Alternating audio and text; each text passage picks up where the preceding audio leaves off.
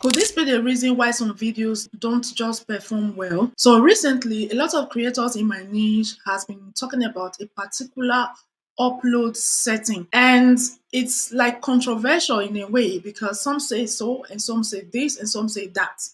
But if you go into the comment section, you will see a lot of different opinions there as well.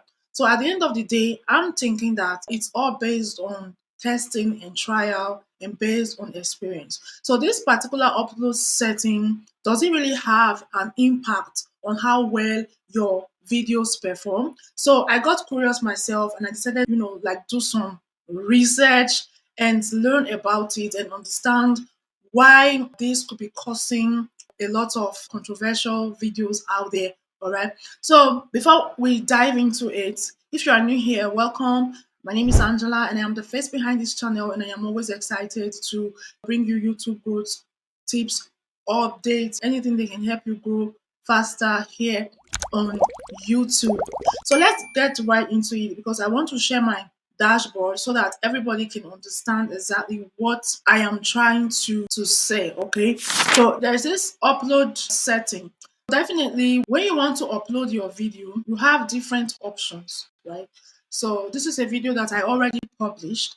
And here you can see that when you are uploading your video and you are doing it the right way, you upload it by clicking here on the plus sign, you upload your video, then you will have where to put your title, your description, your video language, all these settings, add your tags and all that. And then once you move forward, you're going to see the options of how you want your video to be saved, okay?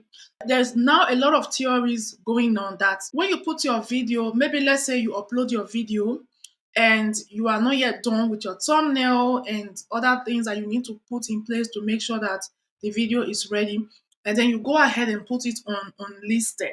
So now there is now a lot of controversial theories going on that unlisted actually is doing your video more harm than good because it's not going to allow YouTube to see your video as a new video when you finally click on public or when you finally publish it. While some people are saying that it doesn't really have any effect, others are saying it does have an effect.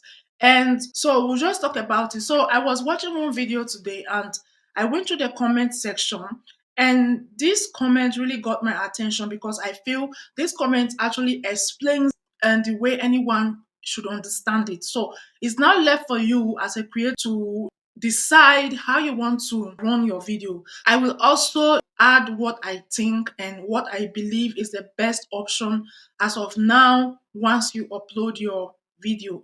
So now this comment says, for people asking, I think on the tech side it works like this. So we are now talking about this unlisted, okay, unlisted feature, okay.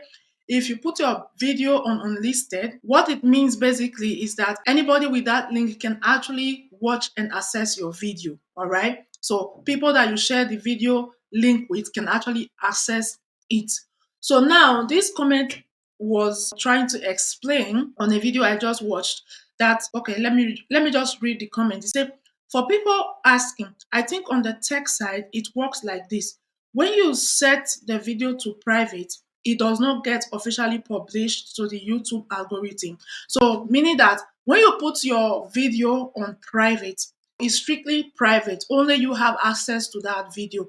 And it also does not register to YouTube that you have uploaded a video. So, the algorithm will not take note of that video as of then. Okay. So, then it does not get officially published to the YouTube's algorithm. It's floating in the air, so to speak. But if you set the video to unlisted, if you put your video on unlisted, what happens? It gets the published dates of right now. Okay, so when you put it on unlisted, the YouTube's algorithm is getting a sense of as if you have published that video. So the day you put that video to unlisted, it's giving the algorithm a signal that you have published your video. Though it's not visible to everybody, remember I said earlier, the video will not be visible to anyone that has access to that video link. So indirectly, it's published, but not yet to the whole public. So now let's continue reading.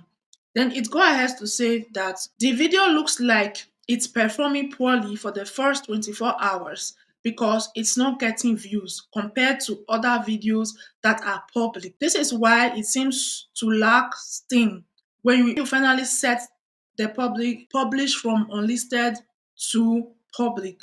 So it was, let me see. So it was already published, just not viewable. So now let's continue reading. This is like giving yourself a viewership thing where your video looks less successful when comparing those initial timing metrics.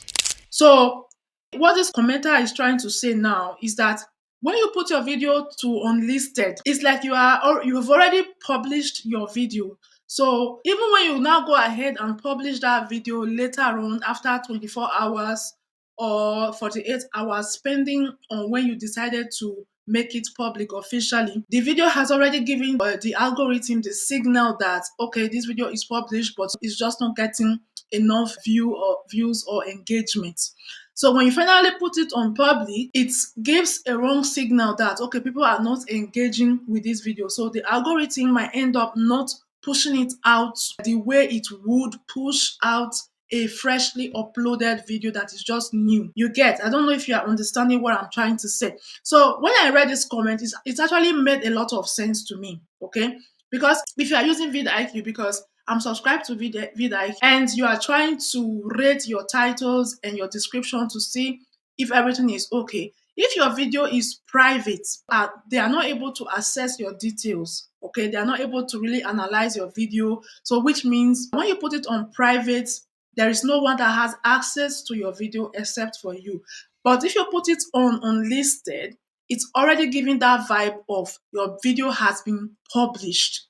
After all said and done, from my personal experience now, I feel and I believe that if you upload a video and you're not yet ready to make it public, just put it on private. Or once you set up your video, go ahead and schedule it. All right. So I think this is the best thing to do right now because you want to give your video all the chances to ensure that it's getting pushed out there and the algorithm is favoring your video. So I also read in some of the comment sections that, oh, what do you have to back up this claim?